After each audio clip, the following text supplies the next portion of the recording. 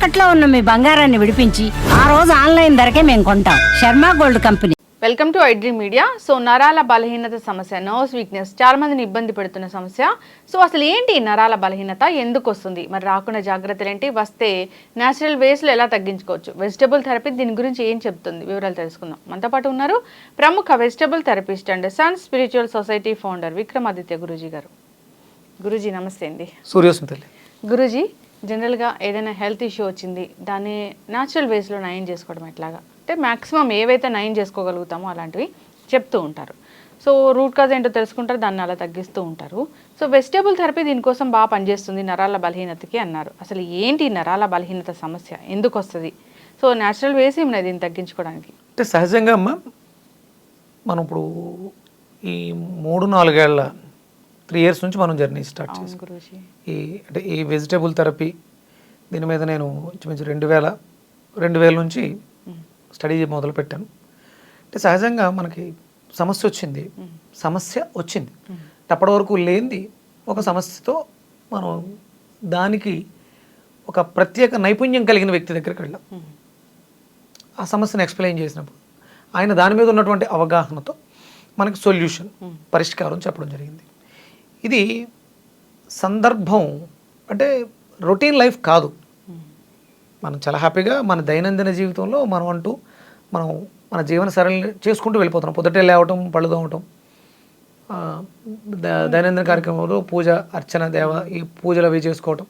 అక్కడ నుంచి ఇవాళ వర్క్ ఏంటి, ఆఫీస్కి వెళ్ళాలా లేకపోతే సైట్కి వెళ్ళాలా, సంథింగ్ మనం ఆ వ్యక్తి యొక్క జీవన విధానానికి తగ్గట్టు రియల్ ఎస్టేట్ అయితే సైట్కి వెళ్తారు, ఇంకొకళ్ళు అయితే ఆఫీస్కి వెళ్తారు. ఇది ఒరిజినల్. ఇప్పుడు జీవన విధానం ఎలా ఉందంటే, పొద్దుటే పర్ఫెక్ట్గా లేచామా లేదా, ఇప్పుడు లేవలేకపోయాం, కాళ్ళు కింద పెడితే నిప్పులు వస్తున్నాయి, లేకపోతే ఇంకోటి ఏదో వస్తుంది.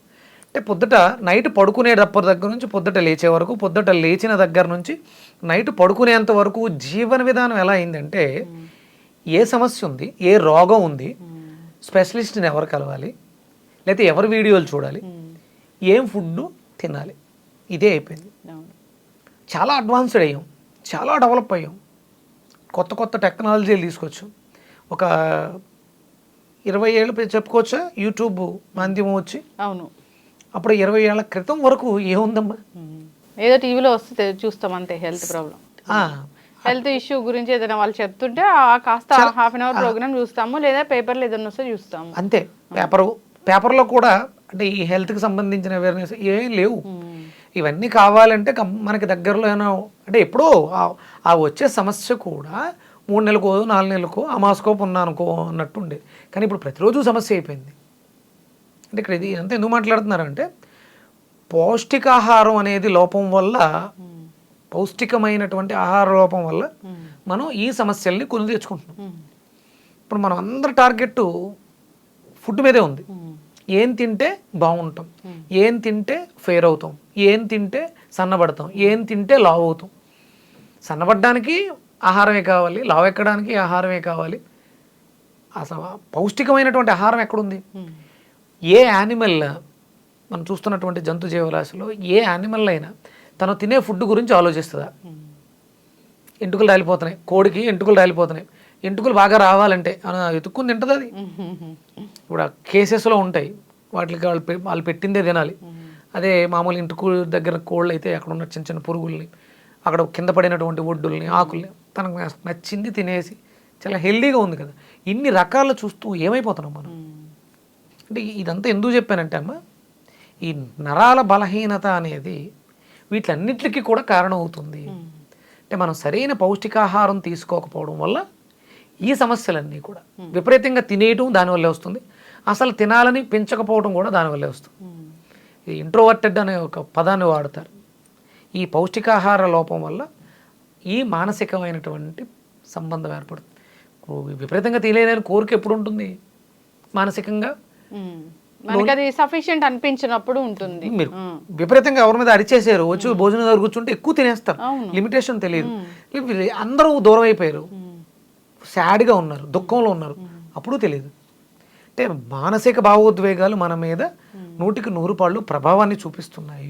దీన్ని మనం మార్చుకోవాలంటే నేచర్కి దగ్గరగా ఉన్నవి, ఔషధం అనేది అవసరం కాదు.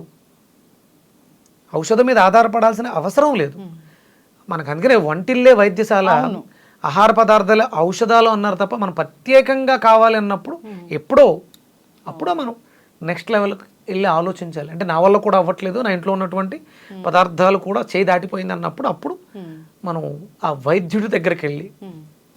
ఈ నరాల బలహీనతని ఎట్లా కరెక్ట్ చేసుకోవచ్చు గురుగారు? అసలు జనరల్గా ఎందుకు వస్తుంది అసలు ఇది? ఇది రావడానికి నేను చెప్పినట్టు పౌష్టికాహారం, అంటే పౌష్టికం అనగానే మనకు బాగా గుర్తొచ్చేది మీట్, ప్రోటీన్ గురించి ఎక్కువ మాట్లాడేస్తారు. అంటే సహజంగా ప్రోటీన్ దొరకదా ఎక్కడ? కొన్ని వందల ఏళ్ళుగా ఈ సాత్వికమైనటువంటి జంతుజాలం ఉంది, జీవాలు ఉన్నాయి, అవన్నీ కూడా ప్రోటీన్ లేకుండా, అంటే ప్రోటీన్ మీన్స్ మాంసం లేకుండా సాధు జంతువులుగా బతుకుతున్నాయి, కొన్ని వేల సంవత్సరాలుగా జరుగుతున్నాయి. మరి ఈ మీట్ లేకపోతే, ప్రోటీన్ లేకపోతే బతకలేవా? బతుకుతున్నాయి. ఇది కాదు. అంటే అన్నీ సమతుల్యంగా ఉన్నటువంటి ఆహారాన్ని తీసుకోవడం ద్వారా, ప్రధానంగా పీచు పదార్థాలు. ఏం తింటున్నాం చెప్పండి? పీచు మీరు తినే పదార్థాల్లో పీచు దేంట్లో ఉంటుంది? ఏదైనా ఫ్రూట్స్ తీసుకున్నప్పుడు ఉంటుంది అంతే. పీచు ఎందులో ఉంటుందా? మీరు అందుకని అడిగా, పర్టికులర్గా అడిగా, పీచు దేంట్లో ఉంటుంది? మామిడికాయ ఉంటుంది, అది సీజనల్గా వస్తుంది. ఇప్పుడు ఈ వర్షాకాలం, ఇప్పుడు మనం వర్షాకాలంలో ఉన్నాం, ఇప్పుడు మనకి పీచులో ఏం దొరుకుతున్నాయి? ఏమీ లేవు. మనం తినడానికి, మీరు చెప్పడానికి ఫ్రూట్స్ ఏమైనా కనపడుతున్నాయి అంటే ఏమీ లేవు. అంటే ఉన్నా మనం వాటిని గుర్తించం. మనకి ఈ పీచు కోసం మనకి ఎండాకాలం ముంజలు వచ్చినాయి, ఇప్పుడు ఏమొస్తాయి? తాటికాయలు వస్తాయి. ముంజలు ముదిరిన తర్వాత దాని నిండా పీచే ఉంటుంది.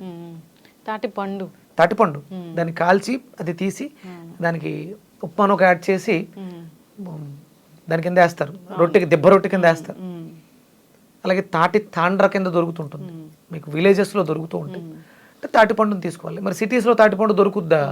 దొరకదు. ఇక పీచు దేంట్లో ఉంది?